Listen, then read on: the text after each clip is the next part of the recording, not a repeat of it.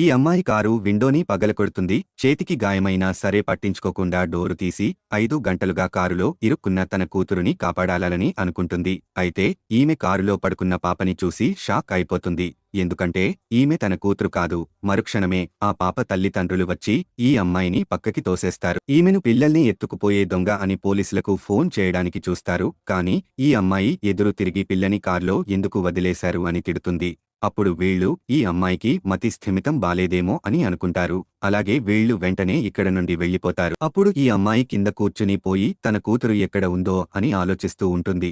ఇంతలో ఈమెకు ఫోన్ రాగా అసిస్టెంట్ ఈమెతో మీ భర్త కారు మాకు కనపడింది అని చెప్తాడు.